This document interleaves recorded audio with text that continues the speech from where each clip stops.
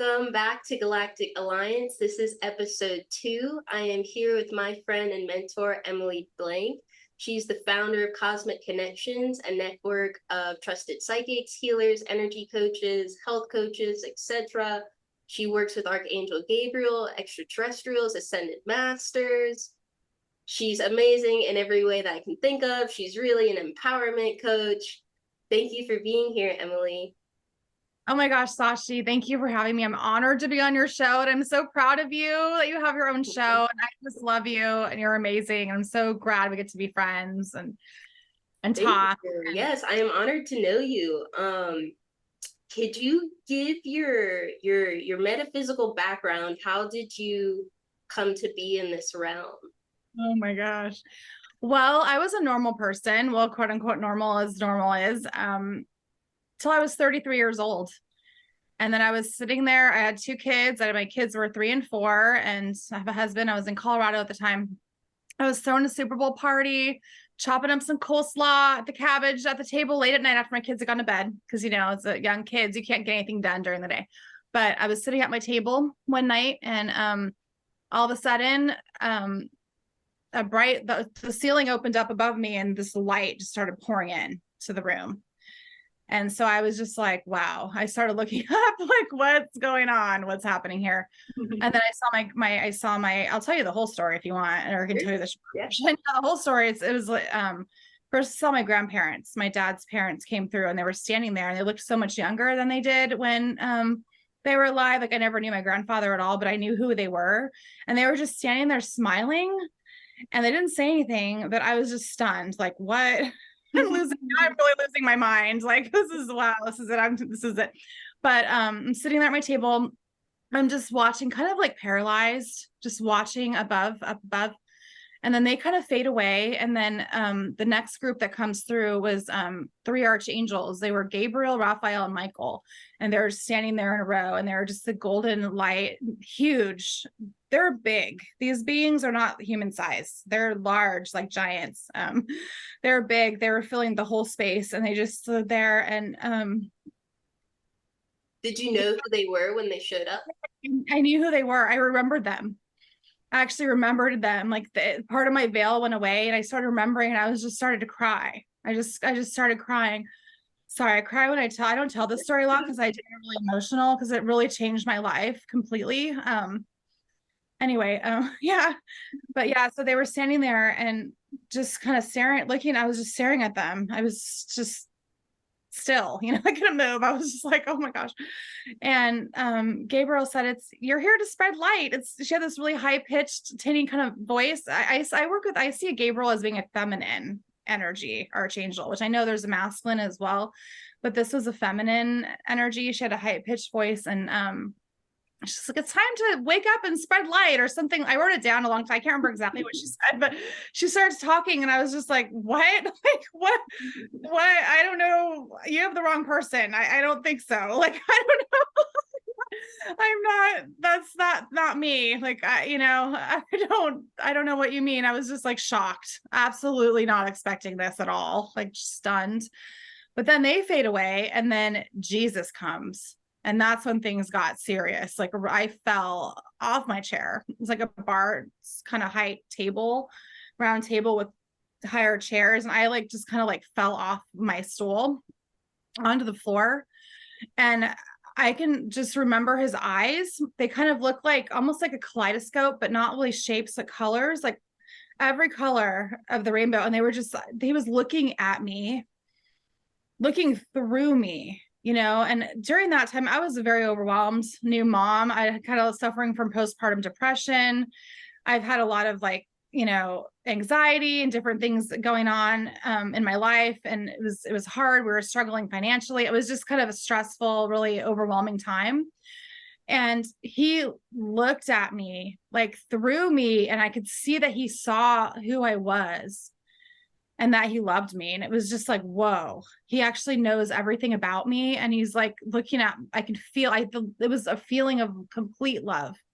And he had a golden light, very golden light. And so I just started weeping. I didn't, that's all I could do. because it just touched me so much. But that wasn't even the end. The grand finale was, I mean, it was just like one after the next.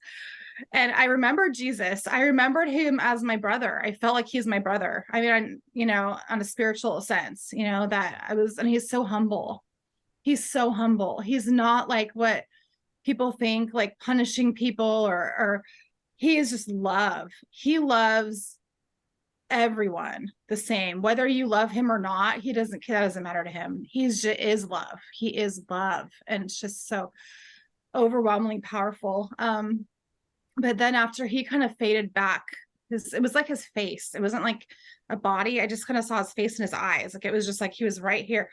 And then he just kind of faded away. And then this bright white light, everything kind of been kind of like a golden hue to that point, kind of like a nice soft kind of light.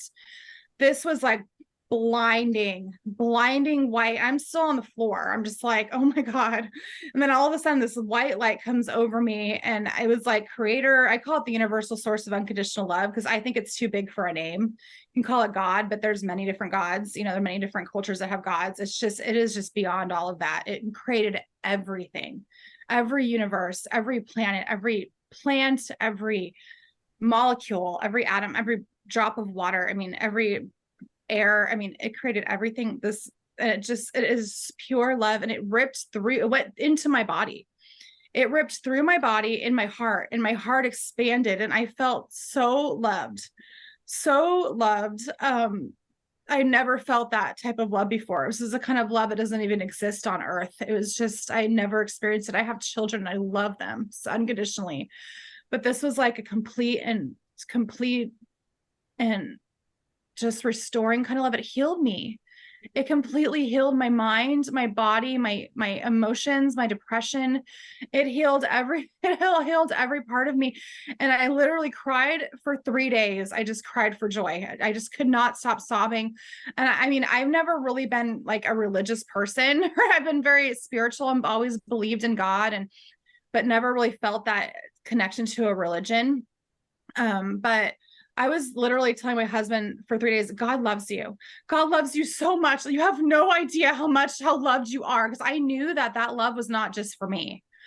I knew that it was for everyone. Like I felt a connection to everybody at the same. It was like, I felt his connection, God's connection. I felt he let me experience that feeling. It was very short. It wasn't very long. And I've never been able to feel it again. I can still feel those glimpses of source light as I work with others and as I bring it into myself, because I learned how to channel that light over the next several years. I learned how to actually channel that light and own that light and send it to others, be able to put it into other people too. And so they can see it as well.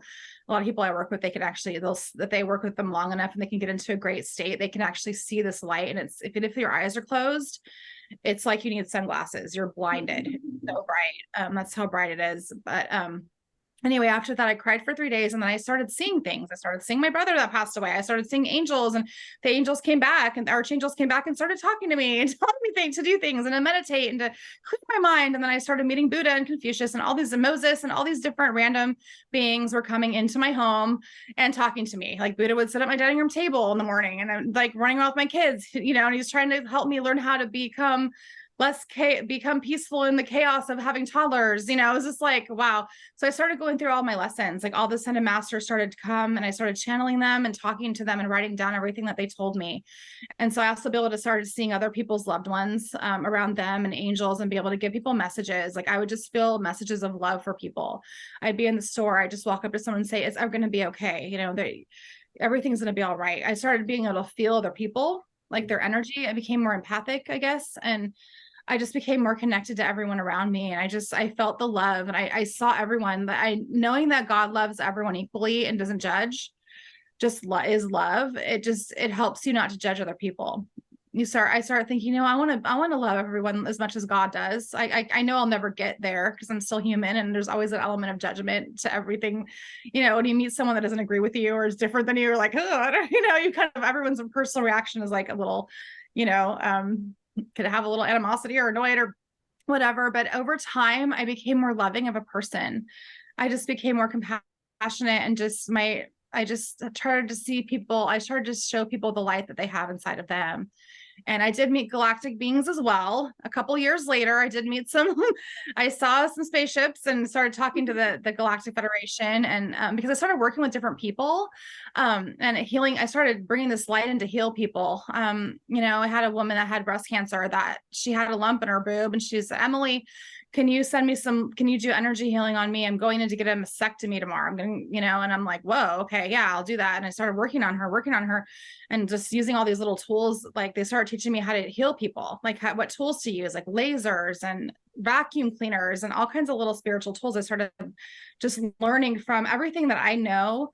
I've learned from the spirit world. I have never taken really any classes or anything, nothing in the human world. Everything I've learned has been from the spirits, the loving beings, God, Jesus, the archangels, ascended masters. And the galactics came and they taught me how to do energetic surgery, how to remove implants from people. Because I met most of these beings because I would be accessing someone else's energy field, and everybody has their own beings around them. So like like somebody would have the Egyptian gods and goddesses, and I'd be like, who are you? I don't know. I've never met you before, because I'm a very like friendly person, if you can tell, I'm not shy. So I just feel like I start talking to all the beings that I would meet, even like people's loved ones. I'm like, what is it like there? What is heaven like? What does it look like? Can you show me what it looks like? Where are you? I just kind of asking questions. I wanted to learn everything I could from about this new world that I had access to. I was like so fascinated, and so, it was just like my own journey of just trying to understand and how to bring that information to earth and share that with people, and not to have them think you're completely insane, because that's, you do feel this, right? Like all of this, you weren't out searching for it. It all kind of just happened to you. That just happened to me. Yeah, no, I wasn't looking for it at all. I've never been into, anything like that. I've just been never been spiritual, really. Looking back though, I was a banker before I had my kids. Like I used to manage banks, and I was a manager, and I was really good at hiring people. I always hired really good people, and I just have always had good feelings about people. So, looking back, I've always been intuitive, I guess you could say, and kind of like, and also feelings about places. I remember, as a kid, just you go to a place and you just feel weird and you don't want to be there. You want to run away. You're like, I don't like it here. So, and now looking back, I'm realizing I would either be feeling energy. I was always feeling energy, the imprint of a place. Every place has its own feeling, to me, if you're awakened to that. So, I realized that I was always more sensitive than other people, but not with spirits and stuff. No, not really. I did see a couple ghosts as a kid, but I don't count that as really being, I never tried. I was terrified of that stuff. I would just hide. So that leads me to something else that's coming to mind. With all of this happening, kind of just snowballing all at once, was there ever an element of fear? Like, oh, I'm not sure, like, what the hell is going on? I don't know about this. Yes. Oh, yes. Well, in the moment when I met God, or, the light, I didn't feel any fear. I felt love. I only felt love, and it like healed a lot of my fear. But as I went along, because there's as many good spirits as bad, just like humans, there's good and bad. So I've run into some bad. I had to learn how to deal with negative ones. And that was part of my training as having a light. When you have a light inside of you, you need to use that light to help other people if you can. So I started helping other people because I started to see things like, whoa, that's a demon, or that's not good. I could feel a being. Like, beings can trick you. They can look different ways, but they can't change their energy. Like if you're empathic and you can feel energy, you can't be tricked because you can, like I became kind of a human lie detector after that, because I can feel it if someone's lying or not, or if they're true, if they're in light, if they're feeling, if they're fearful, because these beings actually feel like fear. They feel like fear, which is why people are afraid of them. So whenever that one's around you, and you start feeling this overwhelming feeling of fear, like you're scared, you just want to run, there's probably a negative entity near you, unless you're having the fight or fight response and you're running for your life. But if you're just sitting on your couch and all of a sudden you just feel like, oh my God, you're so scared, that's their energy, not yours. That's just they're coming into your space. And so I started being able to discern that. And so, no, yeah, I'm not afraid of them anymore. I'm not afraid of anything. I'm more afraid of humans than I am of anything in the spirit world, to be honest with you. But no, yeah, but yeah, How do you discern between yeah. how do you discern between something that is negative or something that's positive but you're afraid of? Yeah, well, see, that's why I was telling you earlier about how I got the snakes.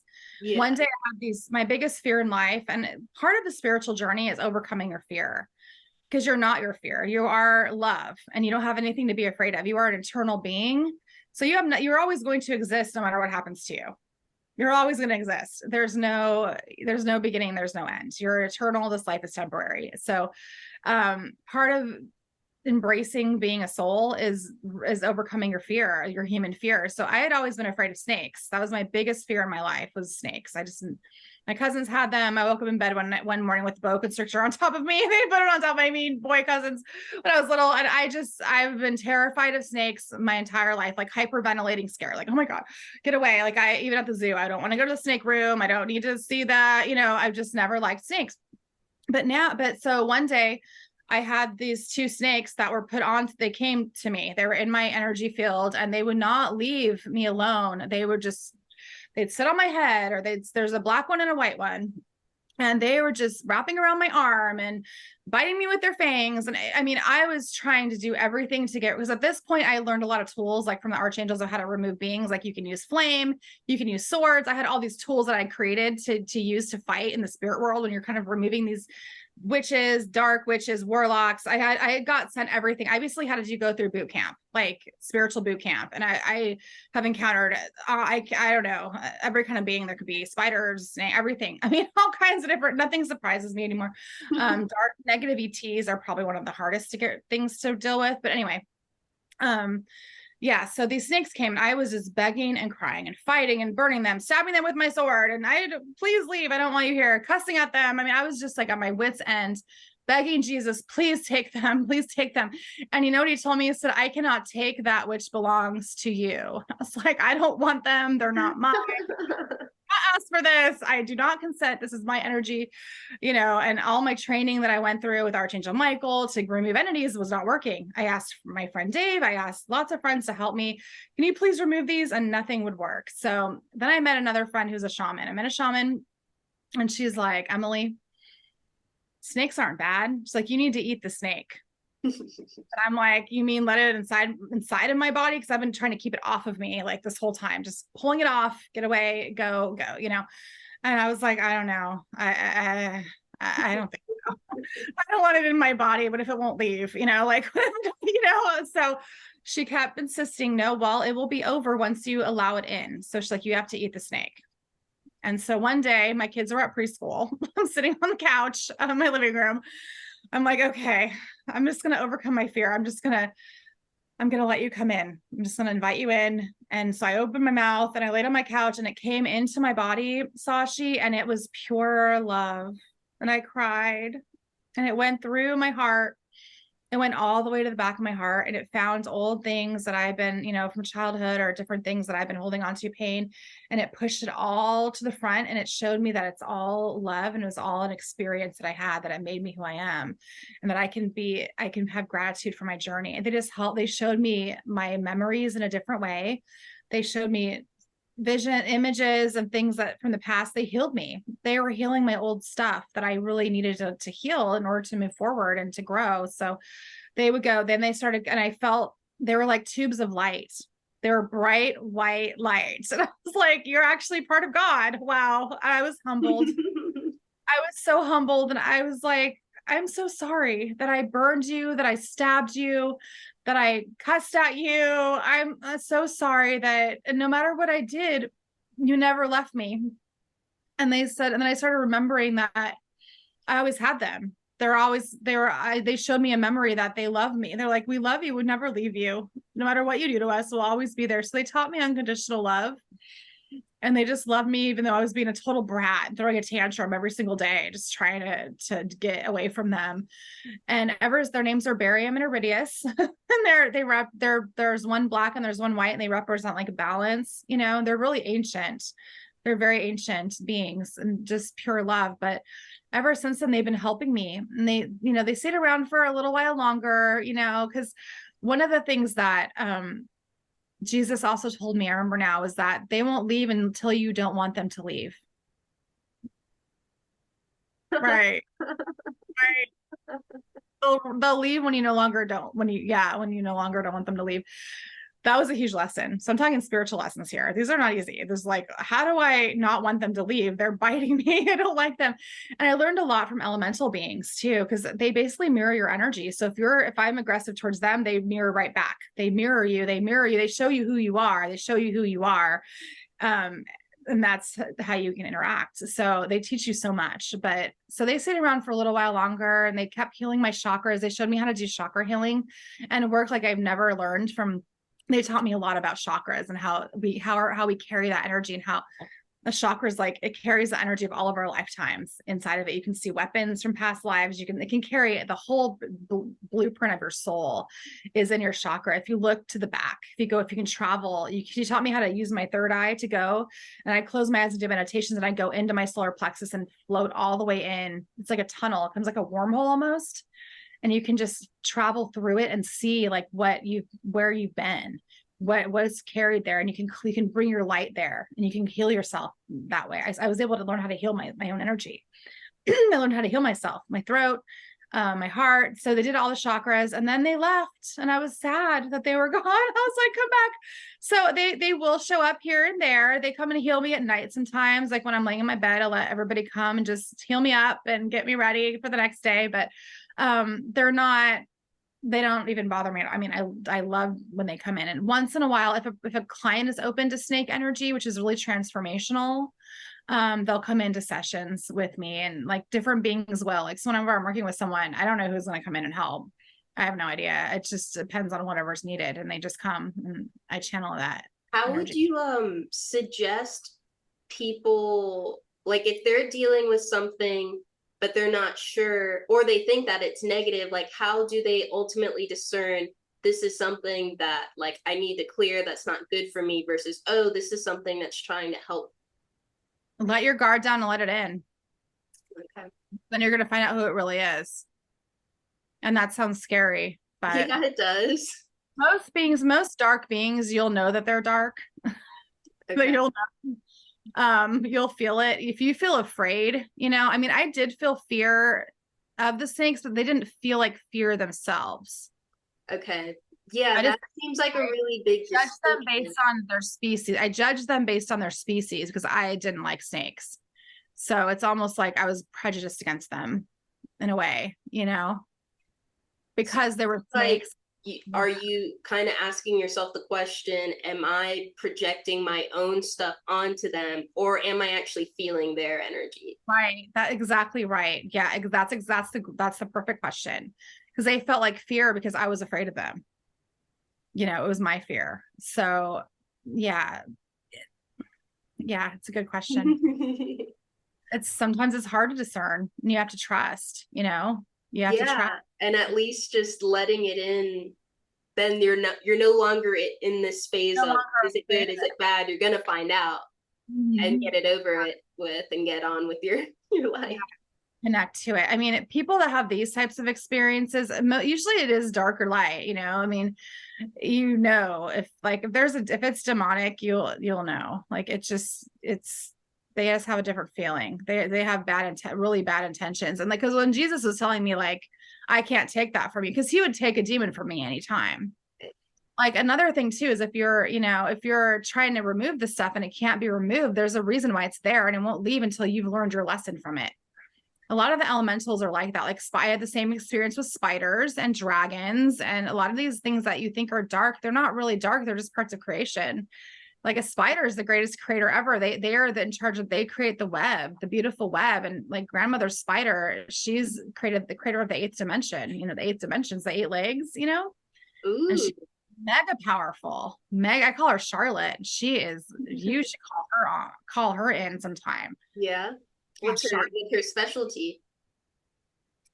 Just her energy is just healing. when you're in her presence, you feel so humbled. You're just like, whoa, I'm just a tiny speck. And it's awesome just to be a speck, to be next to you. You know, it just feels like that's just so great. I mean, it's like, it's just the vibration of these beings. Like for me, I don't even always need a message. It's just like how they feel. That's their message. You feel the love. And it heals you. It goes inside of you right where it's supposed to go. And it clears new pathways for you to open your mind to receiving different types of experiences, different kinds of love. But I haven't had a weird experience. I haven't had an entity on me in a long time. So it's been several years now. Like I went through all that, you know, it's very rare. Actually, my kids are kind of learning how to use their gifts. So we'll get an earthbound spirit every now and again, but no big deal. Those are easy to move to the light. But you know, so I don't want to say that because I don't really want anything, but it was very, very exciting back then, not really knowing what I was going to have to be dealing with. Right, and right. having to create the tools to deal with different kinds of beings, you know, because you basically have to create the opposite. Like I had a lot of experience with reptilians, like the dark reptilians, not nice ones, that they possess people and it's really hard to get rid of them. So the best way to get rid of them is to create their opposite. So I created an avatar of myself and it was a golden reptilian, gold, like with Jesus energy, you know, and that would you have to balance this energy. So if it's dark, it wants to be changed. It wants to be healed. It doesn't want to, most things don't want to be evil and hateful and not loving themselves. Most of them want love. They just they're afraid of it, you know? So they're afraid of themselves. So if you create their opposite, a lot of times that will neutralize the energy and they will be willing to go and go into the healing pod, you know, go and back what is the process of creating that opposite? Yeah, you imagine it, you visualize it. So I would just sit and I would ask Archangel Michael. Archangel Michael is really good with tools, spiritual tools, especially for protection. So like he gave me my vacuum cleaner, which I used to vacuum energy away. Like that's when my kids were young, I was vacuuming. I had dogs and I have all kinds of, I'm vacuuming every single day. And so he gave me a vacuum cleaner to vacuum negative energy. But if you sit there and ask, just close your eyes and, you know, take a few breaths and relax and clear your mind a little, because, you know, if you have too many thoughts, it's hard to hear, you know, there are little voices in there. And just ask Archangel Michael, please show me the tool that I need to clear this entity or to move this energy. And you just wait for a few moments and I'll normally receive an image in my mind of what I need. But I've heard some people will get it a couple days later, even like it'll just come as like a thought, you know, because everybody receives their intuition different ways. Not everybody's clairvoyant and sees. Not everyone's visual. Not everybody can imagine things. Like I have a really good imagination, so I'm blessed with that. But sometimes they'll hear, sometimes they'll just feel it. Like they'll have clairsentience, so they just know that, okay, I need this, you know, to do that. So that's kind of what I am now. Like when I see a being, I'll just know what to do because I've dealt with so many different ones, you know. But at first, it was fun trying to figure out, okay, that didn't work. Well, sacred fire work. Try it. You know, shoot fire on them. Nope, didn't work. You know, will salt water work? You can channel saltwater energy from the ocean. You can channel anything made by God. Anything natural, elemental, you can channel that energy and you can move it and you can put it into that space of that being and they will experience it. But yeah, you can do salt water. There's all kinds of, there's wind.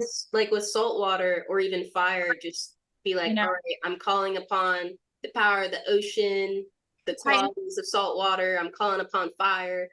Yeah, Poseidon can help you. You can do it with a being, but they are that water. So, or you can just see it coming through your body. You can practice too, because I mean, I practice channeling this energy. You can practice channeling different kinds of energy through your body. So, and that's really fun. So you're like, okay, I want to do sacred flame. So you just visualize your body consumed by the fire. And you breathe fire, you know, and you see it coming, you see yourself as fire. You are that. You are the water, you are the fire, you are the wind. And your soul, you're universal, you're chameleon, you can be anything. You just have to you can be anything that you want, as you have to believe it. You create it, you see it, and then your energy you can move your energy into that space. Like you can change your energy to be anything you need it to be, to balance whatever you need. You are infinite as a soul, you're completely infinite. As a human, we're totally limited. Like I'm just sitting here all cute in my little, grandma couch, but I'm really powerful. Like in the spirit world, demons, they run away from me, because I could be kind of creative, like I got chains, I got all kinds of crap now because I've been doing this for years, so they don't want to mess with me. They run away. They're like, oh no, she's here. Run. You can see, I see myself wearing wings. Like I have huge, like when I project myself out of my body, my energy doesn't fit in my body. No one's energy fits in their body. You are bigger than your body. So when you see yourself as magnificent, and you believe that, and that's who you are in the spirit world, that you are a magnificent creature, being, and you can be a huge archangel. You can be an ET. Like I have a cool ET version of myself. I have different versions of myself depending on who what I'm doing. And you can create these, and it's super fun. And you start channeling energy for like a few weeks or a month. Like you're like, okay, this week I'm Archangel Gabriel. And I'm just like, see myself as this big archangel with these wings, and I have a sword and I can shoot light out of my wings, and just, it's huge.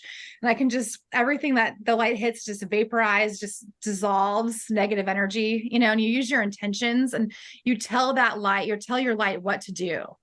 You tell it what to do. And sometimes at first you're telling it and it's not working. You just don't give up, and you keep doing it. You just keep going at it and keep going at it and keep, until eventually it will do what you want it to do. And it'll be a lot faster, because it probably would take me maybe a couple hours to remove a demon back in the day. Now I could probably do it in like 30 seconds, while I'm walking around doing other things, in my mind.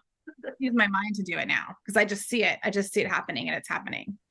So one thing I want to emphasize out of everything you're saying is that this is accessible to everyone. Like you don't have to be, or someone that you consider psychic or intuitive or have all these powers. Like even if you don't think you're capable, you are.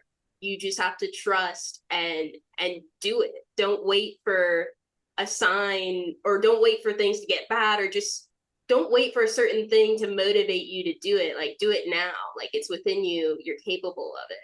Yeah, take your power. You have light. God made you.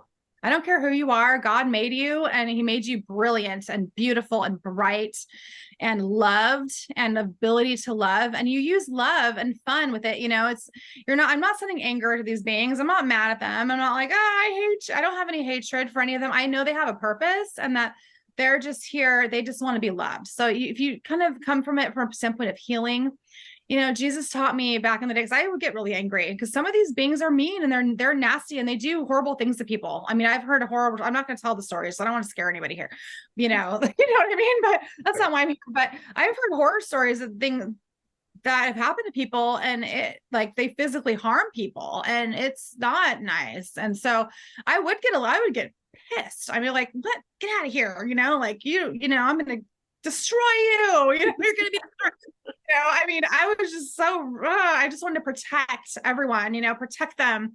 And Jesus is like, Emily, you cannot defeat a demon with anger, only with love. Thanks for the reminder. Because when you're setting fear to them, they love that. They feed out, you're feeding them. That's what they are. That's what they want you. They want you to be mad. They want to tick you off, they want to upset you. They want to mess up your life. They don't have good intentions. They get off on that, So if you just stay calm and peaceful in a loving state, you're much more powerful. You stay powerful when you do that. So anger ends up kind of energetically being a weakness. You're weak when you're angry in the spirit world. You're much more powerful when you're just standing in that light, and you just tell yourself, I can love anything. I can love anyone because God loves me. And I know that love exists. And even if I don't feel it, I believe it and I know it. And so I'm going to just stand in light, and my light is love, and love travels through your light. So when I'm destroying them and I'm burning them, I'm sending them light energy. So I'm actually healing them. I'm ripping their anger away. I'm burning away their fear. I'm burning away their fear until there's just a little spark of love left, because every being has the tiniest bit of light in it. Every single one, even the most evil people you can imagine, or the most evil, darkest being you can ever imagine, has the tiniest speck of light, and it's normally in their heart chakra. And if you look for it, you can normally find it. You can find their light and show it to them. Say you are a child of God too. We are the same. We are made from the same light. You're just choosing to manifest as dark, but we're the same. So that's bringing yourself into harmony with these beings so you're not afraid. Because when you're afraid of these things, then they got you. They got you. They got you. You just got to stay calm, breathe, and just know that you are protected and that you do have the power. You can channel this light. This light's available to everyone. It is above everyone's head. It sits about 2 or 3 feet above everyone's head. There's a bubble of light. Some people call it the soul star chakra. I never knew it was called that, but that's a great name for it. So I just see it. I can see it over everyone, and they all have different shapes, and they kind of show me kind of what kind of soul they have. And it's kind of cool because if you start looking enough of them, you can kind of get an idea of like what kind of soul family they might have. And it's consciousness. It has information. Light carries information too. So it's awareness, but you can see that everybody has that. So once you start noticing that you have it, you can start to pull on it. It's like an extra gas tank of light that God gave you or your soul gave you for help during life, and that's when you get that calm feeling. Sometimes when you're overwhelmed and all of a sudden you'll just get a feeling of calm. It's that light. They're pulling that. It's part of your chakra system. They're just pushing your higher soul or God or Jesus, whoever your guides are, your spirit guides, your angels. They're just pushing that. They're just setting that right into you. Say it's okay. And they just use that. They use that light to connect to you. So they use that as a connection point. So you can make it bigger. You can grow it. You can grow your connection and keep your source connected to that. And you can keep it flowing through your body like a shower all the time. And so you can cleanse yourself. You can cleanse your emotions with it. You can do anything with it. It's your intentions and your mind direct your energy, and that energy belongs to you. It belongs to everyone. And it's fun. Once you start playing with the energy, it's really fun. Yeah, that's one of my favorite things that I've come to find in working with you. And it's not a concept I've really experienced with anyone else, but you're always like, you can create this, you can create that, you can create your own chakra. So what would you say? Okay, so maybe someone watching this is the first time they're being exposed to this idea of like, wow, I can create anything. Do you have any suggestions as maybe like a starting thing for someone's like, okay, I want to create something, but since the possibilities are endless, it's like, what do I even do first? Like what? Yeah, I would create a shield. Shields are good. Depends on what you are. Like if you're really empathic, you can create different intentions. Like I only want to receive, I only want love and energy in my space. I only want people that are loving to come in my space. So you can use your energy for that. But I do create there a lot. I create pathways. I create clear pathways for myself. So for example, if I have to go to like Walmart or to the store and I'm like, oh, there's going to be a lot of energy. I'm very sensitive, I'm very happy, but I'm also like, oh, I have to feel other anxiety. Right. There's so much anxiety. It's like I finally got rid of all my anxiety and I have to go anyway. But before I go, and using your intentions to create that's probably the first place to start, and then you can start creating spiritual tools too. Depends on what comes up and what you need. But I create pathways. So I will see myself. I close my eyes and I see a white river of light, like flowing, my light flowing towards me, flowing to Walmart and clearing the whole space, clearing the roads on the way. Everything's perfect for me, waiting for me, and I'm happy. So I clear the store of all negative energy. I create a pathway for myself, and then I travel that same pathway. I travel that light. So I create a light path for myself wherever I go. Before I go somewhere, if I know I'm going to go somewhere, I create a light path for myself first. And I follow my own light path there. And then I follow that light and I feel good and I feel happy. And then I'm welcomed wherever I go. I'm welcomed. I feel welcomed, and I just say hi to everyone, and I get to enjoy being around people. And it feels light. So you basically create spaces for yourself. You create your own reality. So when I see myself, instead of dreading going to Walmart, I'm like, okay, I'm going to create my light path, and I'm going to create a pathway for myself to go. And so my light goes there ahead of me, and it prepares the space for me wherever I go. And anybody can do that, and that really helps people. I share that with a lot of clients, and that it does help people because then they don't dread going. If you're going to have to go to your ex-husband's house or, somewhere where you're just like, dreading it. If you're feeling a sense of dread, that means you need a tool. So anytime you feel negative, that means you need a tool. So What do I need to feel better about the situation? What can I create? And so you start seeing yourself, you visualize yourself, your light is flowing there and preparing it for you.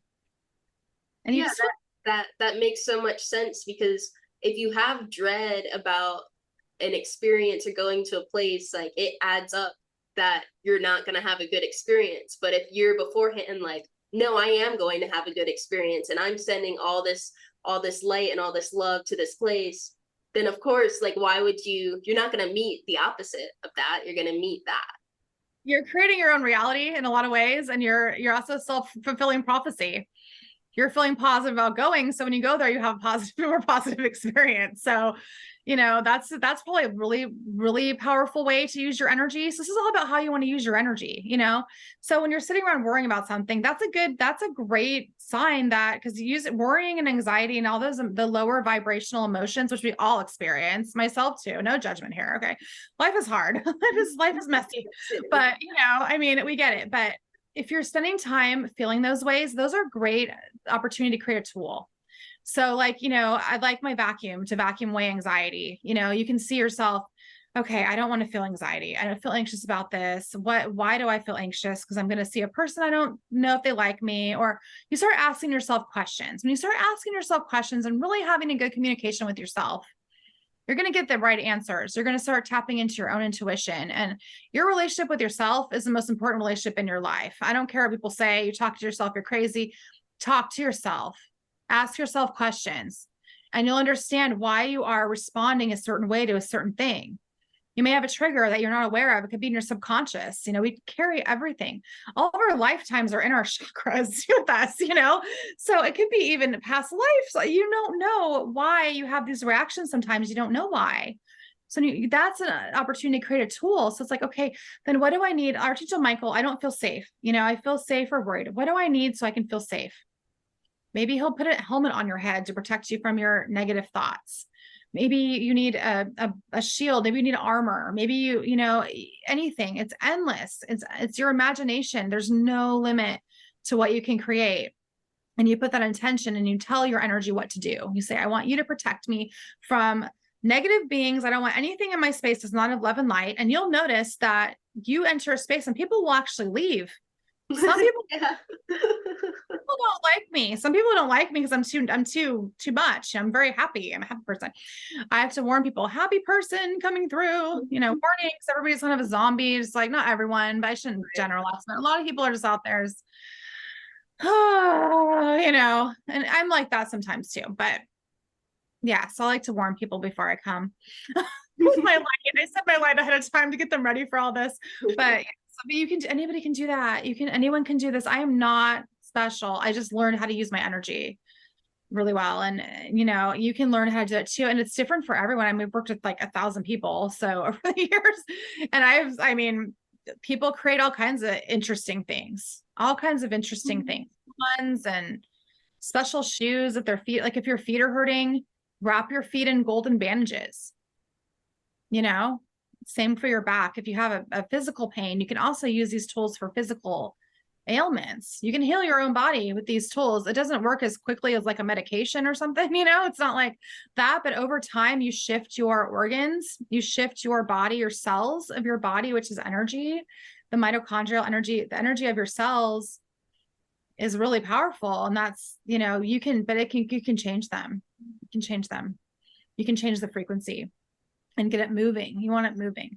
You just want to move the energy. How can I move this? Like if you're feeling stuck, how can I move? Sometimes even just dancing, getting up and dancing. And I feel like this is a really good exercise, say for people who are like, I want to activate my psychic abilities. Like, what do I have to do to activate my psychic abilities? Like, start here. Start with creating your own energetic tools, your own energetic force fields, etc. And then you're proving it to yourself, like, whoa, I'm capable of doing this. Yeah, and once you start using your own energy, it'll start to talk to you.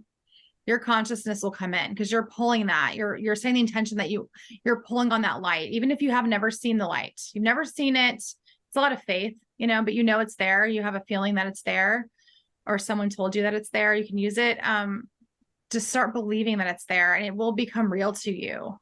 And you'll have a moment where you can't deny it anymore. Like your life will start to change. You'll start changing the environment around you. Your presence is really powerful. If you tell yourself, when I walk in a room, I want everyone to feel happy. I want everyone to feel relaxed. I try to relax people because I think people need to just kind of chill out. So I set my intention, just everyone just feel calm and relaxed, like put it all down, take a break from all your feelings, just be and just breathe and just enjoy the moment. Feel the air going to your lungs, just feel, connect to this moment instead of in your mind, you're somewhere else, and it's hard for us with the, technology, and we're busy. It's a busy life. Everyone I talk to is so busy. Me too. I mean, it's like, wow, it doesn't stop. It just goes and goes and goes. And I think we're all being asked to work really hard right now. We're all being asked to work and create and create and create, but you can do it easier. You're using a lot of energy to feel those, carry that emotional weight around. It takes so much energy to feel anxiety, to feel anger. You are exhausted at the end of the day. If you can try to do your tasks like in a really calm manner, and really, you can be really efficient and get everything done, but do it in like a really relaxed but effective manner. You can set your intentions for also how you want to be. I want to be relaxed but effective. I don't want to be in a hurry today. I want to be calm but still get everything done. You can do that. You can change your lifestyle too. So you can use these tools for anything, even to how to change yourself and how you interact with yourself and the world around you. So, but it is really fun to make the swords and the laser. Like my daughter has this cool laser thing that she made to protect her energy field, anything that comes in gets zapped, I mean, you can make anything that you want. Just imagine it there. And the more you do it, the stronger your energy becomes. And your belief in it is what is the power, where the power is your belief in your own ability to do this. Your belief in yourself is you're an extension of God, of something so much greater than you. We're all just a speck, but we're all as important as each other too. We all have the same power to change our reality and to create what we want. Yes, we are powerful. We have that same creative power of God within us. Yes, we do. We do. And yep. So to move on to the next topic that I'm really excited to talk about, you started talking about how you began working with the Galactics, and you're saying the Galactic Federation came through. Was that the first extraterrestrial experience that you had? Let me remember. It's been a while. Let me think. There's been a lot. I like live this every day. So it's like I see probably 20 beings a day, different, So let me think of when. I do remember seeing a spaceship in my backyard when I was living in after I first awakened. That was the first time I saw a spaceship. It was in my backyard, hovering over my backyard. And I was like, oh my gosh, I was scared. I mean, whenever you don't know something or it's unknown to you, there's fear, there's uncertainty, and people don't like uncertainty. I mean, either. I was just like, this is kind of a very tumultuous time in my life because I was being introduced to a lot of different kinds of beings. But yeah, they came back here. I started helping. Well, I had to remove a reptilian from someone. I saw a reptilian for the first time, and that was like, whoa, I didn't think those existed. I mean, at this point, I had just seen like angels and demons and, just kind of like the run of the mill spirit. And when I was working with an older man, and he was living alone. I'm just trying to remember where he lived, but I was on the phone with him because I can work all over the world. It doesn't matter. Energy, you can move energy in any space. So we're not limited by that. But, and I saw this reptile and I was like, oh my God, like, what is this? I was like, what is this? So, I started meditating. I'm like, okay, I need to ask. Whenever I don't know something, I ask Michael or ask my team, my guides. I say, okay, what is this? And they started showing me. And that's when they said, you need to call Commander Ashtar, to come and remove it. So I did. I called Commander Ashtar and I saw a spaceship come and it took it away and it just took it out. It put it in a cage and just removed it. But that was the first time I think I saw them. But then I went on Rise on spaceships. I had a lot of fun with the ETs after that because I make friends with these beings. Like I ask them a lot of questions. I'm like, who are you? Where are you from? What planet are you? You know, I like to ask a lot of questions, and sometimes they'll answer me and sometimes they'll get annoyed and they're just like, you don't need to know that. It's need to know type of thing. Some beings are very kind of like tight-lipped. They're like serious. And other ones like angels are very fun and they'll laugh with you and they think you're adorable and they'll put up with my questions for 20 hours, you know, but other beings are like very serious and like, just like they'll just stand there like they won't say anything. I'm like, oh, okay, I guess I don't get to know that today, you know. Awkward. When they told you you need to call Commander Ashtar, were you like, who the hell is Commander Ashtar? So they showed me an image of it. I saw, yeah, see, I saw I didn't put that in there because I see when I see and hear things, it's kind of the together. It's hard to explain. So I don't like hear voices, I more know it. They just put like they download it in. So I saw like this little Commander Ashtar is a short looking dude. He's got like a dark gray skin color, and he's shorter, at least how I see him. And he was like had this cool spaceship. I'm like, okay. So I just like went up. I'm like, can you deal with this? I communicate with images.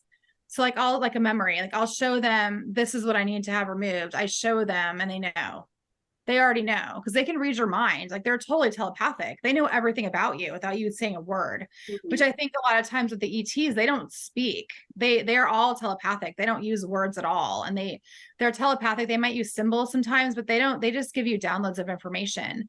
They're not using actual words, and their words you wouldn't understand them anyway, because their words are very complicated. They don't have our alphabet. They don't have, it's totally obviously extraterrestrial, it's not anything that you would recognize as a human, but they can download information to you. But like a lot of them, they're not big talkers. They're not like sitting around shooting that's not their attitude. They're more serious and like, we're just here to do a job and we'll do our job and we leave, so, but they're nice. Is that one of the main energies that you work with? I'm just very curious about Commander Ashtar, because I see a lot of stuff on Facebook about that energy, but I feel like a lot of the stuff that I see is kind of BS.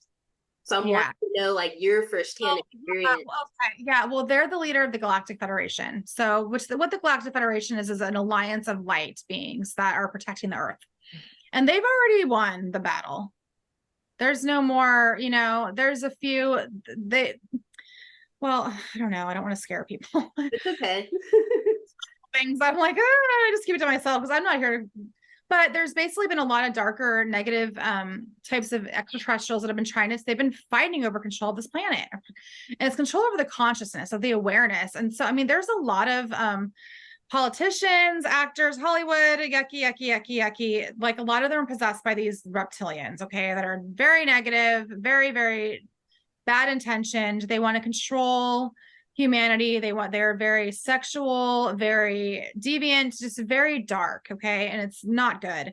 They also really money. They're really greedy and they want a lot of money. So they will take over these different leaders of the world leaders, global. It's a global thing. So they will influence them to try to take global control, and they give them technology and they give them downloads of technology in return, basically for this power, for them doing whatever they want them to do. And a lot of these people, I don't think like a lot of these world leaders and politicians are aware that they are being controlled by these dark ET beings. I don't think they actually physically see them or, I think it's just, they have these thoughts. Yeah. It's just like subtle influence. It's influence. Yeah. It's more about influence. Yeah. So anyway, but they've already won that battle. The Galactic Federation has been trying to get rid of the bad ships. The bad ships are the ones that look like black diamonds are bad. Those are negative, usually.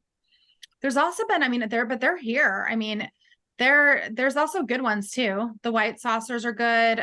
Their diamond ones are the diamond, blue diamonds. I think they are good.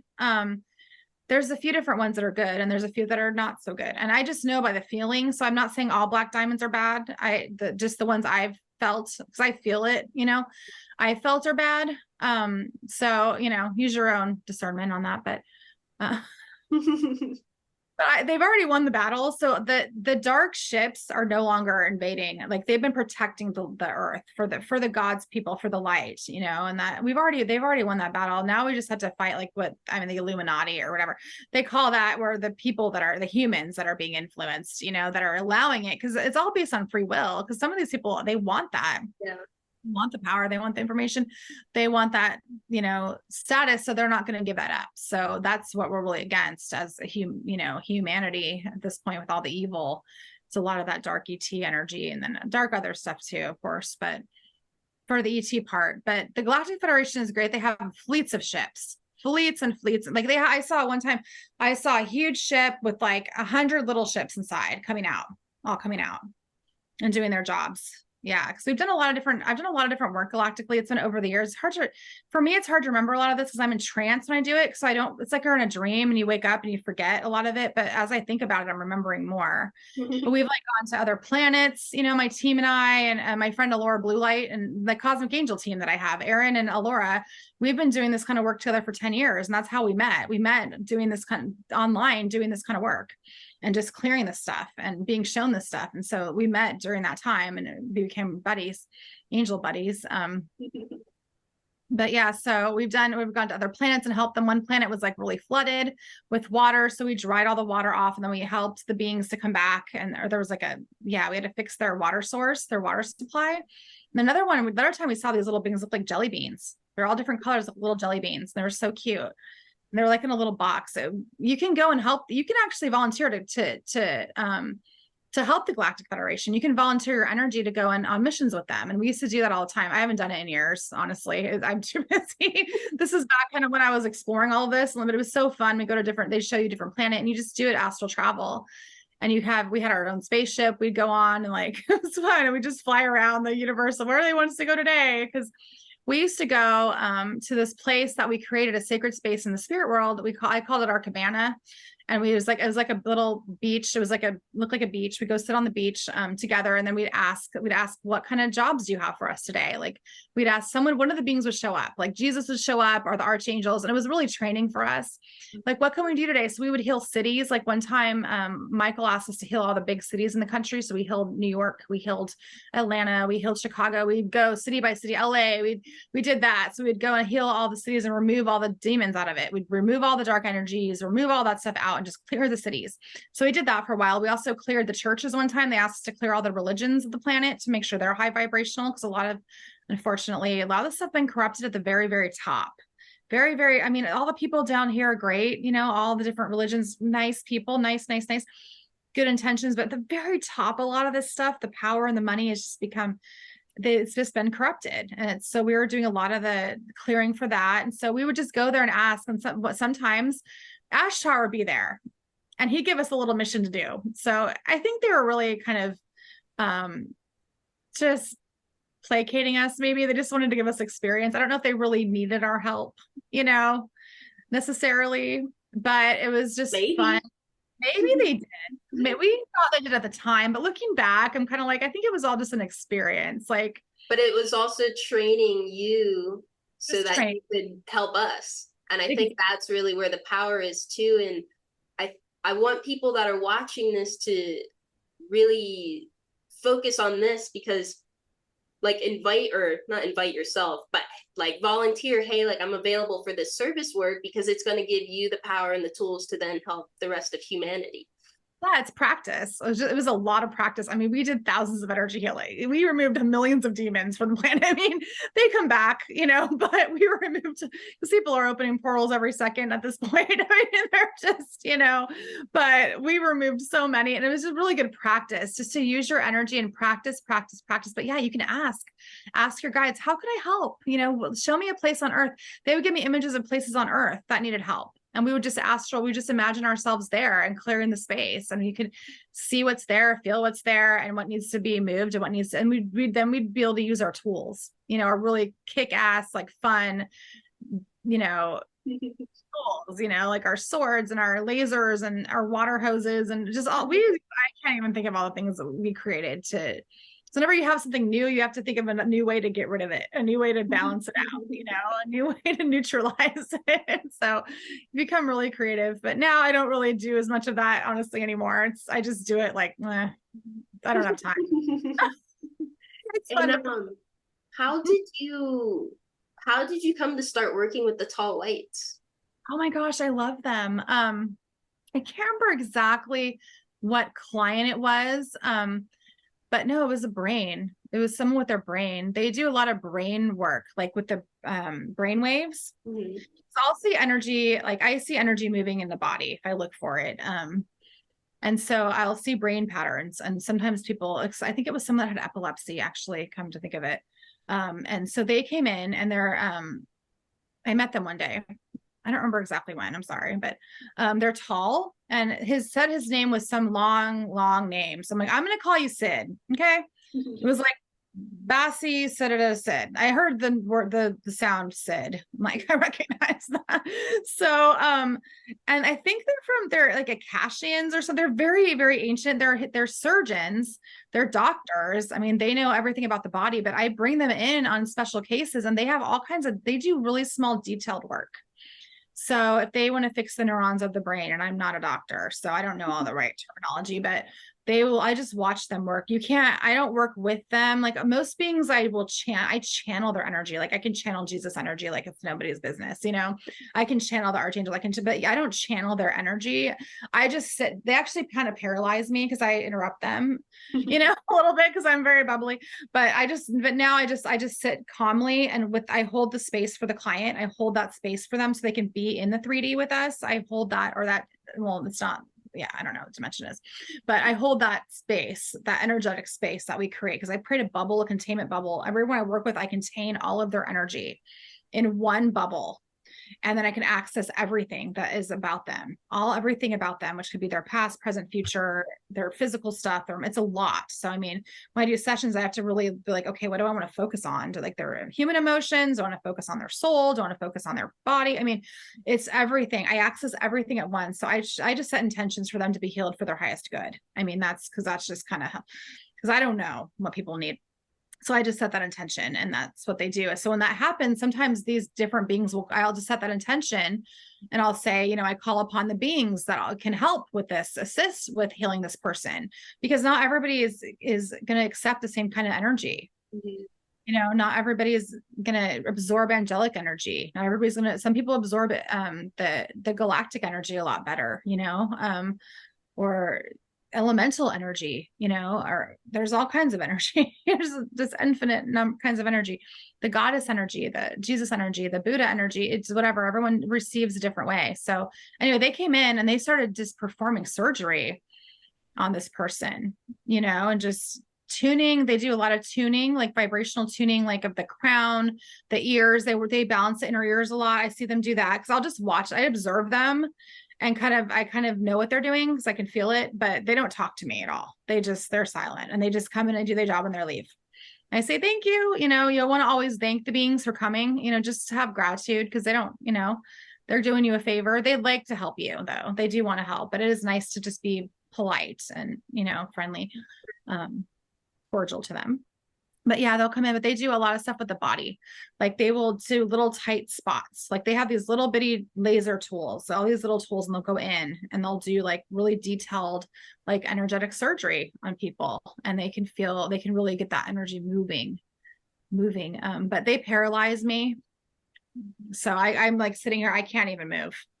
Because I'll always want to get involved and start moving my energy through with them. I can't help myself, but they literally will put energy on me where I'm just literally paralyzed and I can't. I'm like, okay.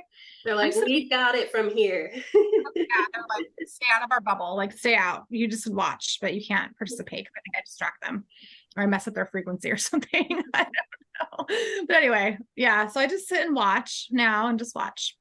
So they came in, the tall whites came in for you when you were working with a client, and then were you like, ooh, I really like how they work? Because you continue to work with Sid. Ooh, my computer's done. Yeah, I work with him a lot. I've given him his name to lots of people, and anybody can call him for help. Yeah. So after that, yeah, I just started I would call him. I'd be like, hey, Sid, are you around? Like, can you help?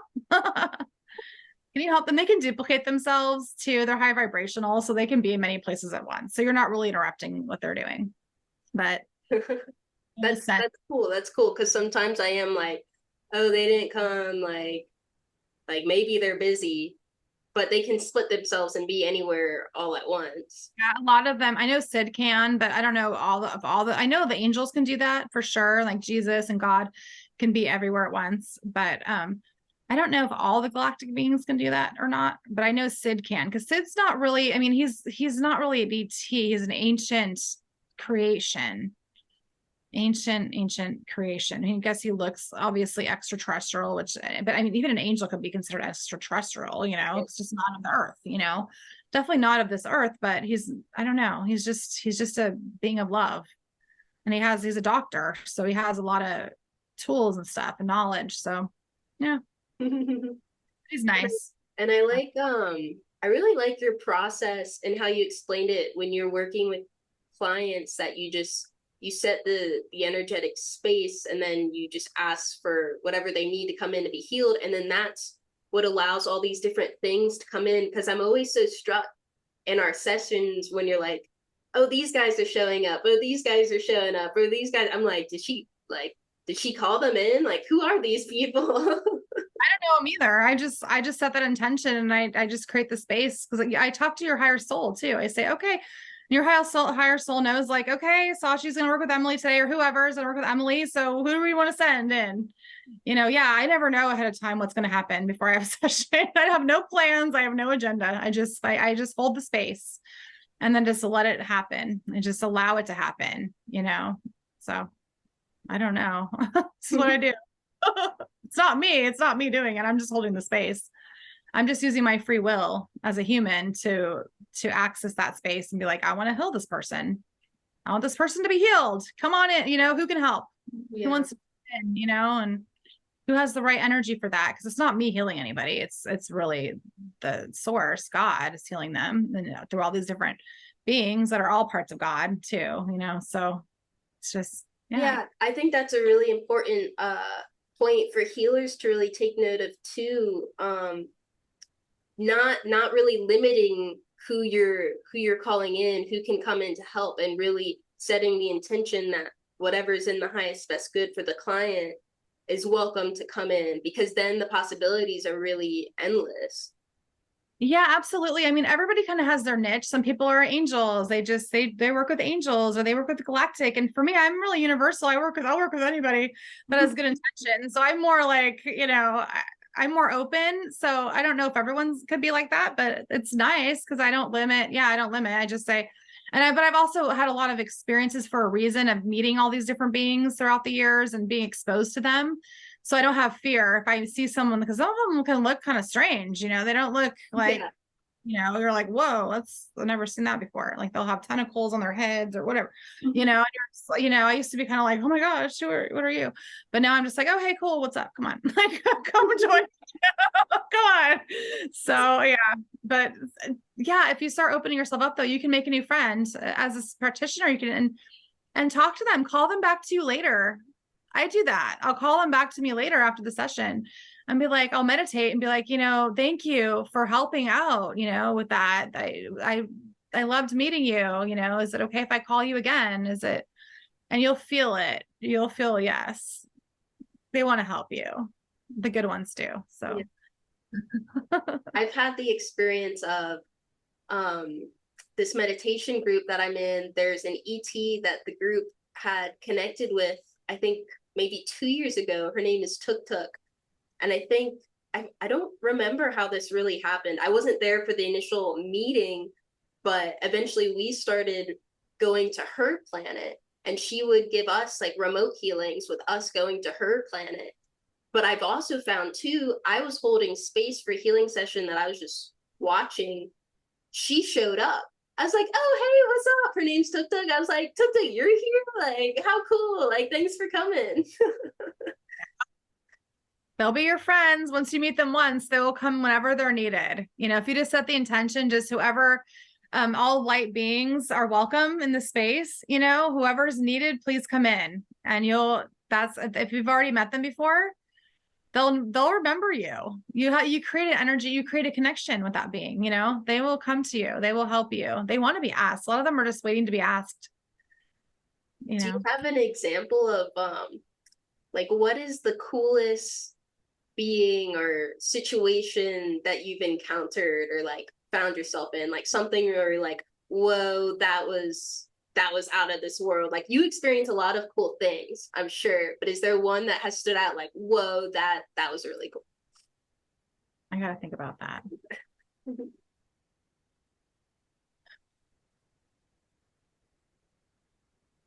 Well, I mean, yeah, it's not really an ET experience, but it's a little galactic. Um, it's well, actually, even last night I had kind of a cool thing, but anyway, yeah. Well, one night I was traveling, I was with Jesus, and he took me on a journey. A lot of times I go on journeys a lot while I'm sleeping, and sometimes I get to remember them, or I'll be kind of lucid. I'll be aware that I'm there, you know. So it'll be like, oh my gosh, I get to go, yeah, you know. So Jesus showed me one time, he took me through the stars. We flew through the stars and we were like floating above the earth, looking down. And it kind of looks like the picture that you have behind you with the light. Like it looked like that in the galaxy. But he showed me all the light. He showed me all the lights of all the people, of what they look like about what the energy of the earth looks like from the stars, not just like the physical lights, but the light and the love. And so I just like cried. I'm like, I love the earth. I love everybody so much. I just have like this like emotional, because I really do. I really love the earth so much. I love everyone here. I want everyone to be happy and find their best self, be their best self, you know. But it's just those experiences when you feel that connection, that Jesus sees the earth and he just sees everything as love. Like he showed me how bright everyone here is. And it gives you a lot of hope, because when you kind of think, oh, the world's becoming dark, it's not really. We're just perceiving it that way. We all have a bright light inside of us. Even the dark things have a light. So it's not really becoming dark. God has not abandoned us. He's still where he is, where he's always been. We may be moving, some people may be moving away from God. And so they're leaving him, but he's never going to leave us. Like that light will always be, it's inside of us. It's a part of us. It's above us, around us. It's all around. So when you see that, when you see the world as a light, you have hope and you're like, oh, we're fine. We're okay. Everything is going to be fine. There's that much light on earth. No worries. We got this. So that was really cool. But last night, I'd forgotten until you mentioned that I got to travel under the ocean. And I was it was weird. I don't know if I wouldn't think I was in an earthly ocean, because there were creatures that were there that didn't look like they were on Earth, unless I've never been in the deep sea, but I don't know if starfish actually swim. I don't think so. So I woke up wondering that. And I was taken by, I don't even know who took me. I just saw big hands around my ankles. The archangels will grab my ankles and they'll push me through, like fly me, you know. They'll be behind me and I won't see who they are. Sometimes I will, but last night I didn't see who it was, but they were pushing me through the water and I was under the water and it was really cool. I was like, whoa, this is cool. But there was like these starfish. They were kind of brown. They were shaped like a starfish, and then or a sea star, but they were dark brown and they kind of had like light beige spots on them. And they were swimming through the water. And I don't know if that's this earth or not, but I was somewhere under the ocean. And there was some interesting, I'm trying to remember now, because you know, when you wake up and you forget like half of what you did when you were sleeping, it's kind of annoying. I should have written it down. You did something really awesome, but it's just like rapidly. Right there, yeah.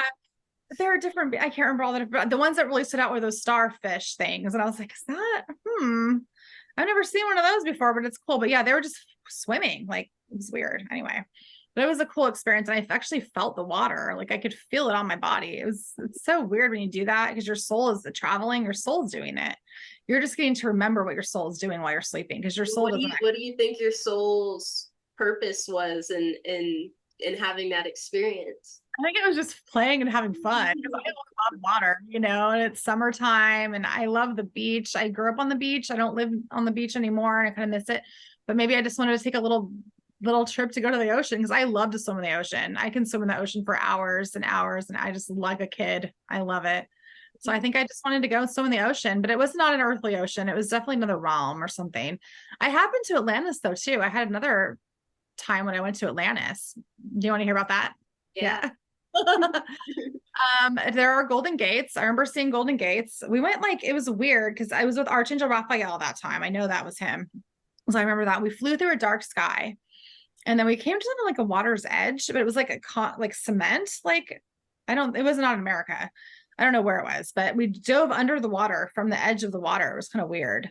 We actually swam down, down, down, down, down, down, really far down. And then there are some creatures, there's like mermaids and stuff. Like there's a merman there, like with the crown on and stuff. And he was holding like a Triton, but it was also very deserted.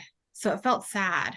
It kind of felt sad there, honestly. But it was like, but I didn't know what it was. I never even, back then, this is like at the beginning of my journey, I'd never even heard of Atlantis. I had no idea. I'd heard of it like as a story of me, but I didn't even think that it could be a real place, or that it could be, I didn't think it was real. A lot of the myths and legends and stories that, I'm realizing they're not really myths and legends and stories. So they took place somewhere in some reality. These things happened, if not on this earth, somewhere else. And those stories came as consciousness or remembrances from these souls that actually experienced them, and they bring them to earth. So, but yeah, it was very deserted. A lot of like kind of like gray stone looking buildings. Is under the water. So, but it's weird because I was watching Ancient Aliens like with my husband. My husband loves ancient aliens, and there was a story about Atlantis and how they found a city off of Africa. I think it was the Cape of, I might be wrong, so correct me, but the Cape of like the tip of Africa or something. And that's actually where the city of Atlantis was supposedly have been. And it went under the water during the flood. And so when I was watching the Ancient Aliens, I remember the experience that I had, and I was like, was that really here? Maybe it really was on Earth. It really wasn't Atlantis actually on this planet, not another galaxy or another Earth. Anyway, so I don't know I'm not sure about that, but all I know is I visited, it kind of looked deserted, but it was interesting. Now, okay, so you brought up Atlantis.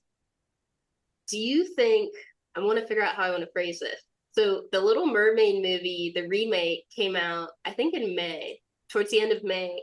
Before that, I've never really been into mermaids. That's never been my thing. I'm into a lot of stuff, but mermaids has never been it.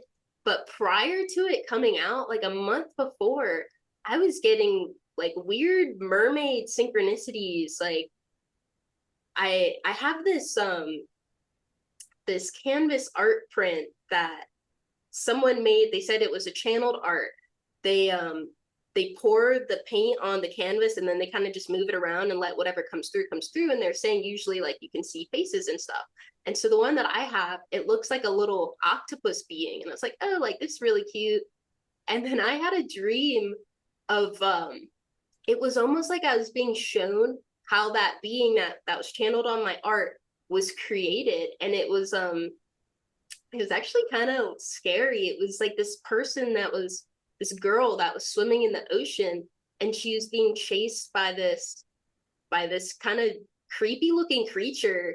And it was like she's trying to swim away and calling for her guides to help, but then she ends up getting captured by the creature and kind of just absorbed. And it was like I was being shown in some way. The being was like, no, this is fair game, like this is my, like the water is my realm, blah blah blah. But it just showed me how it went from like this human being to now she's this kind of octopusy being. So I was like, okay, whatever. Like I thought it was a weird dream, but I didn't think about it too much. And then I had another dream where I was shown all these people. It was like they were evacuating land to go into the ocean. And there's this girl who, she was wheelchair bound. But when she got into the ocean, it was like everyone from this society, I don't know if they took an injection, ate something, when they migrated to water, it was like when they hit the water, then they would grow gills and bottom fishy half type thing. So I was watching how this girl who's wheelchair bound, she gets in the water, she grows her gills, and then kind of like a handicap looking flipper thing. It's like, oh, this is really cool. And then I'm shown her kind of like the inside of the society, like she was in this classroom type setting, and there was all these like the teachers who are all in black gowns, and so are the students, and then the students have a certain number patched on their gowns, and then so do the teachers, and it's like they were initiating these students to the next level.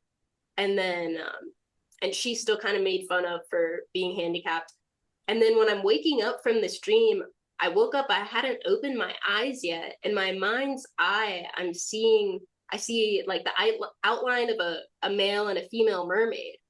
And again, mermaid energy has never been my thing. And then I was all of a sudden wanting to see the Little Mermaid. So I'm just kind of feeling like, or what I'm trying to get at, do you think the resurgence of the Little Mermaid is at all kind of connected to Atlantean energies coming back? Yeah, mermaids are definitely, they do exist. I met them before. I've met mermaids before.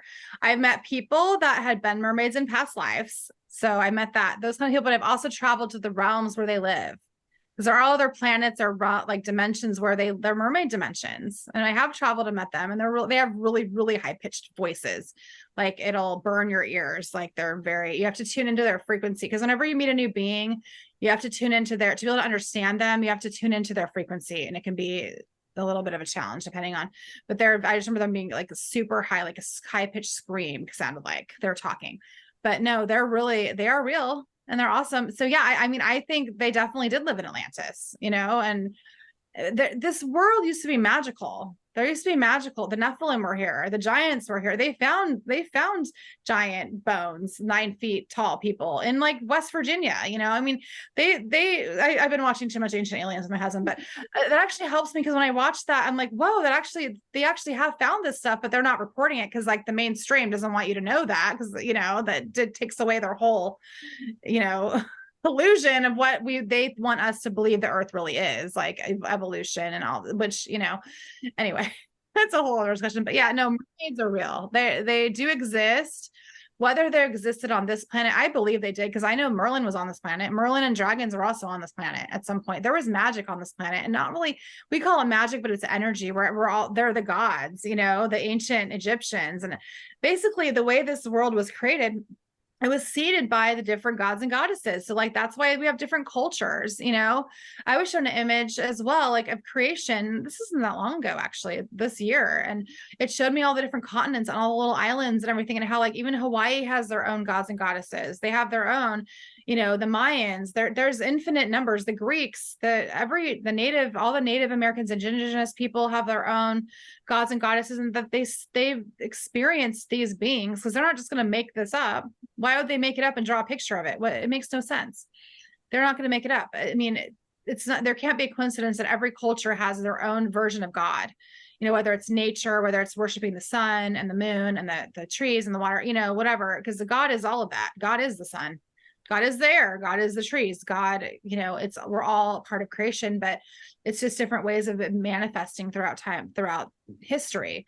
But basically, I was shown an image of the earth, and I was shown that creator, I'm going to call him creator, because he created all these gods and goddesses. Okay. There's an ultimate creator that made all these cultures, and they all have different cultures and beautiful religions and food that they eat, and language. That's why we have so many different languages here too, because why would all these countries have all different languages? It makes, so basically even Vikings, all of these, there's so Norse gods and goddesses, Celtic, there's so many.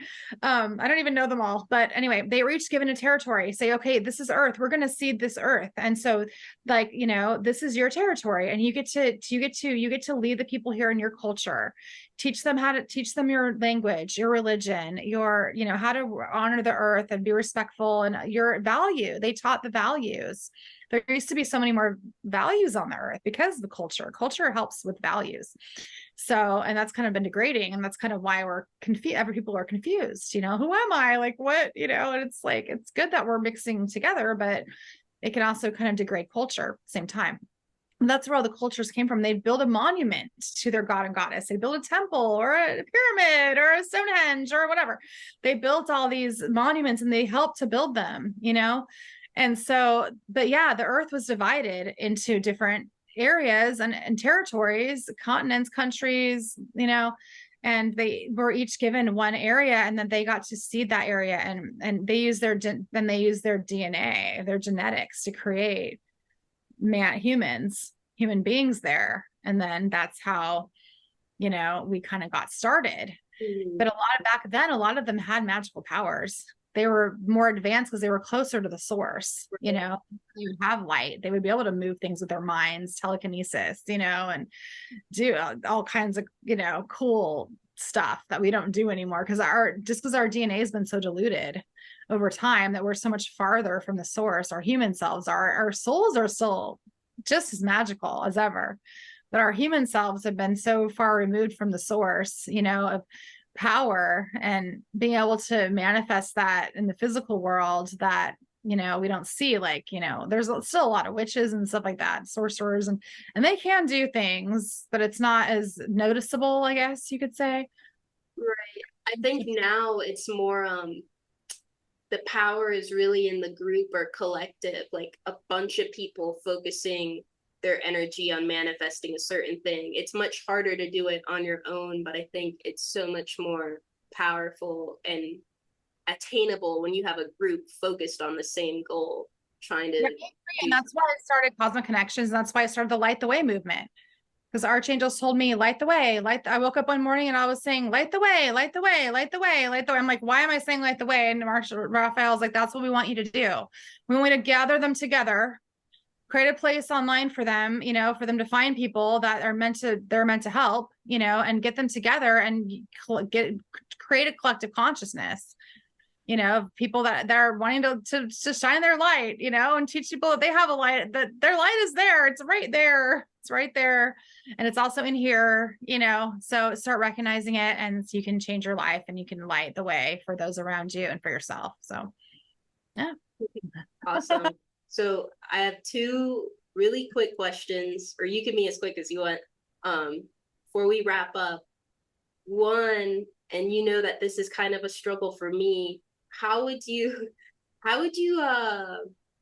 suggest for people who are into this realm maintain their balance between 5D and having fun and experience love and light with God and all that, with remaining grounded in 3D as well? Yeah, it's not easy. It can be, you can get really, because time goes by. So like when you're meditating, it's like time could go, like 2 hours can go by like that. You're like, whoa, I was gone for 2 hours. I lost 2 hours of this reality. So I feel like we've only been talking for a half hour. yeah, I know it goes because the energy is moving and it goes so much faster. But like for me, I got kicked out of heaven. I used to astral travel every day, I'd be meditating every day and go and visit the heavenly realms. I wanted to see the temples and I wanted to see everything. And one day Raphael was like, Emily, you got to get out of here. You're supposed to be on earth right now. You're a human being in your body. Go back and be a human. You have to. I got kicked out of heaven. So in a loving way, but so it's just take that time every day though, because you want to connect at least once a day. And set the intention to stay connected throughout your day. You can do your human things while you're still connected to source. And you can bring that light and energy into all of the things that you do as a human.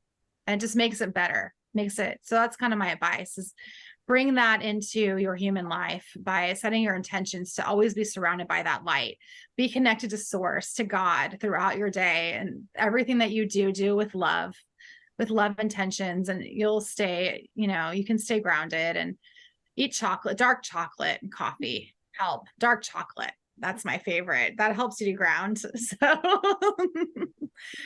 it's everyone will do it differently. My kids keep me grounded. I got to come back for my kids. I'm trying to stay up alert for them. But whatever, kind of find your safe center, your safe space. Like, what is always home to you? Because when you're traveling around, your mind is going here and there. Where's your home? And some place that you can always return to that makes you feel complete and that grounds you on the earth. Somewhere on the earth, that's your place, that you're either your person or your place. And just and just shift your focus back to where because you are needed here. Yeah, it's fun to remember your soul, and like you've had all these lifetimes before and you've lived in other planets, or you've lived in the angelic realm, or you've been a mermaid or whatever. It's fun to remember this stuff, but you're here now. You're here to use this information to create with. Here, we need you. So, right, the whole point of you being here is to be here. Be here, yeah. Even though it's not always as fun. but you can make it more fun because you bring that joy in. You're like, well, I'm really a mermaid, but today I'm going to be a bank teller, and you bank teller in your best mermaid self, or whatever you are, fairy or angel. And you say, I'm going to be the best angel, at Walmart today. If you're working at the store, whatever you're doing, you live that, like I'm going to be, you can be an angel wherever you go. You can be a dragon wherever you go, whatever you choose yourself to be, your identity, your spiritual identity is. And it can change. You don't have to just stick with one. You can be open to learn about new different identities because we're really infinite and we've experienced a lot more than just one. Most people, souls are more of a collective of different experiences than just one, because plus you have all your past lives too. And those people still exist. So let's say you were like for me, I lived in England in my last life. It was like 1864, I believe. And I was a woman. So I remember her name was Eileen. My name is Eileen and she's my spirit guide now, but she's me. In that life, but now she's my guide, but she's me. It was her. So it's kind of confusing. And then before her is Anya Leia is another one who was her before she created her, because they created me as Emily and I'm here being Emily. But the ones of you that are in past lives, they don't go away. That's a new identity that's been created by the same energy. You're all one together, but you're separate because you're always going to be Sashi. You're not going to go back and completely rejoin your higher soul, which you will feel united in you, but you're still going to exist as a separate consciousness, as an awareness of being you and all the unique experiences that you've had. So that never goes away. So you just create more of yourself, basically. And that's how creation works. And as you have a lifetime, there's more of you. Now you've had however many lifetimes. It could be 100 of you, it could be 1,000 of you, and they're all you in different versions and different. A lot of the spiritual beings have different versions too, like Metatron and Merlin are the same. And Moses, those three are the same energy. Ooh, I haven't heard that before. That's cool. Are the same energy, which is probably going to blow people's minds. Like, you're crazy. Buddha and Jesus are the same. Buddha came first to the earth, and then Jesus came to kind of finish the job, but and they're separate beings though. They had their own experiences, but they're the same energy. So first God sent Christ energy. Yes. Yeah. But it was Buddha came first, actually, which doesn't mean he's better. They're not better. They have different purposes. They're here to teach a different group of people, throughout time. There've always been teachers that have been sent here. God's always sent people here to lead and to be spiritual leaders for the earth. So anyway, so there's no competition, it's not about that. It's about creation and evolution. You're the evolved version of your last lifetime. So okay, so my last question is what for you, Emily Blaine, what is love? What is love? Yeah, what is love, or what does love mean for you? That you would do anything for another person. You put them before yourself. That's what love is for me, is that you'd be willing to sacrifice for another person. A lot of times people throw that around like, I love you, I love you, I love you. No, you don't really love that person. You're just saying that because it sounds nice, but would you really go out on a limb for that person? This is funny because my daughter, I have a 13-year-old daughter, and she was saying this the other day, talking about that, oh yeah, my friends say they love me, but then I asked them to borrow their shorts and they wouldn't let me borrow their shorts. I'm like, well, then they don't really love you, or they're not willing to actually help you. It was something like that. I don't think it might not have been the shorts, but it was something like that where, she's like, well, they can't help me because they're too busy or whatever. I'm like, well, if they really love you, they will drop everything and come help you. That's what love is, otherwise it's like a lot of talk and no action. I think love that has action too, like when you're willing to actually stop and send your energy to someone, and it's also a feeling. It's a feeling of completion. I'm not saying you have to help everyone that you love. That's not really, I don't want people to think that, but there is a component to that you have to be willing to go out of your way to make another person happy.